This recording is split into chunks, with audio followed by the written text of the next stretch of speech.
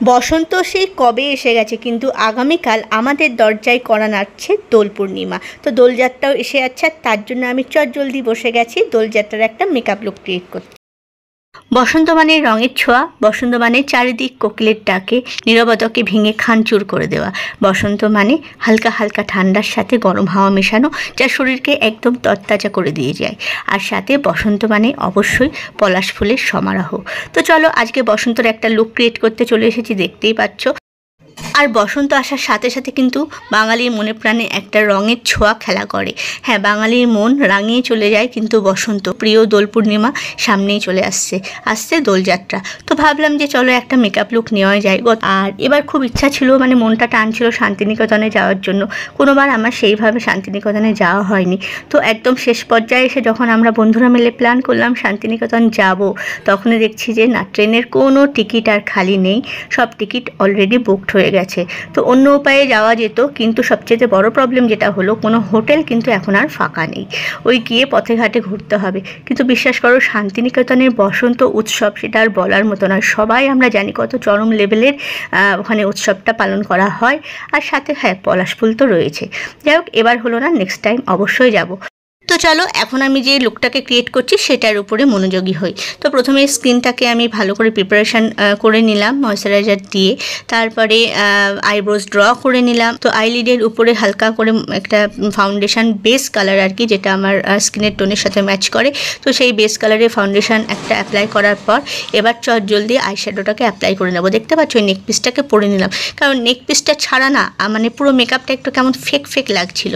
হ্যাঁ, আমি অনেক ক্ষেত্রে দেখেছি যে অর্নামেন্টস সবটা পরো না, কিন্তু মেকআপ করার আগে যদি কিছুটা অর্নামেন্টস মোটামুটির মধ্যে পরে রাখো, তাহলে দেখবে মেকআপটা কেন করতেই ভালো লাগে। তো গলায় এই নেকপিসটা পরে নিলাম। এবার আইশ্যাডোর পালা। আজকের আইশ্যাডো যে আমি অ্যাপ্লাই করছি সেটা সিম্পল লুকের মধ্যে রাখবো। আর ক্যামেরাতে না আমার শাড়ি কালারটা একটু বেশি ব্রাইট লাগছে, যতটা রেড লাগছে ততটা কিন্তু রেড নয়, একটু দুধের আলতা মেশানো রেড যেমন হয় সেই রকম। আর শাড়ির বেস কালারটা হচ্ছে অরেঞ্জ কালার। তো তার উপরে ডিপেন্ড করে আমি দেখো আউটারে একটু পিঙ্ক শ্যাডো অ্যাপ্লাই করে নিলাম। আর তার সাথে ডাবল টোন রাখার জন্য ইয়েলো শ্যাডো অ্যাপ্লাই করছি। আর বিশেষ কিছু গর্জিয়াস করব না, মোটামুটি কপার আর গোল্ডেন মেশানো যে সিমার শ্যাডোগুলো থাকে সেগুলো মিডল লিড থেকে শুরু করে ইনার পর্যন্ত অ্যাপ্লাই করে দেবো। খুব বেশি চকচকে, খুব বেশি গর্জিয়াস মানে আই মেকআপ আমার সবসময় ভালো লাগে না। আর এটা যেহেতু দিনের বেলার একটা লুক তৈরি করছি, তো সিম্পল একটা গ্লজিনেস থাকলেই হলো।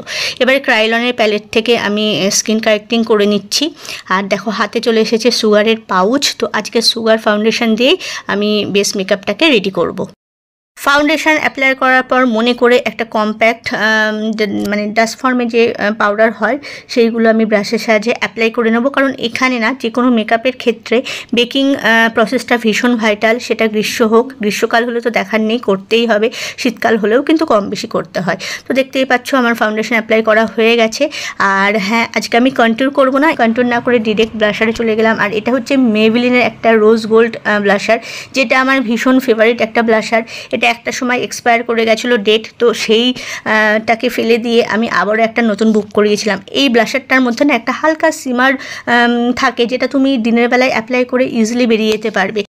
আর সত্যি কথা বলতে যে কোনো ডে মেকআপে না আমার হাইলাইটারটাকে স্কিপ করতেই ভালো লাগে। আমি একটা সিমানা প্যালেট থেকে একটু হাইলাইটার নিয়ে নিলাম, এটা নোজ টিপ, আর আপার লিপের উপরে একটুখানি জাস্ট শেড বুলিয়ে নিলাম। এখন লিপটাকে ড্র করে নেব। আর আজকের যে লিপস্টিকটা অ্যাপ্লাই করব সেটা হচ্ছে সুইস বিউটি।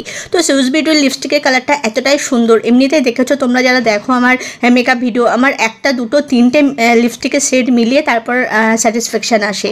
তো এখানে সুইস বিউটির কালারটা না মানে একবারে অ্যাপ্লাই করতেই আমার ভীষণ ভালো লেগেছে, আলাদা কোনো আর কালার অ্যাপ্লাই করতে হয়নি। যাই হোক, আজকে কাজলটা একটু ধেবড়ে ধুবড়েই পরবো, কারণ আমি মানে ইনার কর্নারের দিকে খুব একটা মোটা করে কাজল পরছি না, বাইরের দিকটা আউটার একটু মোটা করে দিয়ে ওটাকে আঙুল দিয়ে স্মার্চ করে নিলাম।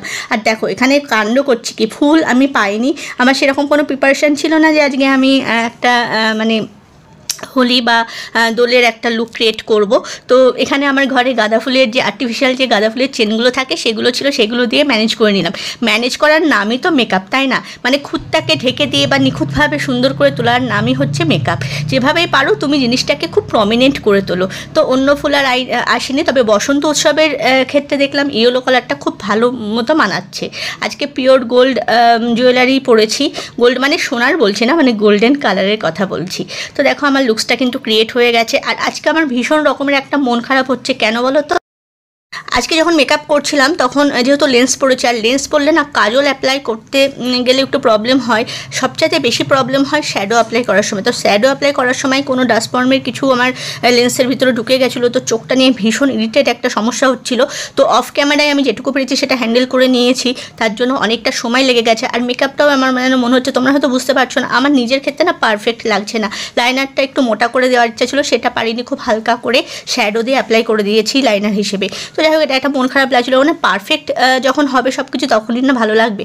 আর একটা মন খারাপের বিষয় আছে, সেটা হচ্ছে এই টাইপের যখন মেকআপ লুক নিই বা কোনো মেকওভারের ভিডিও আমি ক্রিয়েট করি, তখন এর দেখবে এই যে বসন্ত লুক বলো বা পুজোর আগে সপ্তমী লুক, অষ্টমী লুক, বা সামনে নববর্ষ আসছে, নববর্ষের কোনো মেকআপ লুক নিলে এই টাইপের ভিডিওগুলোর ব্যাকগ্রাউন্ডে না সুন্দর দেখবে, খুব ঠান্ডা টাইপের একটা গান চালালে ভালো লাগে।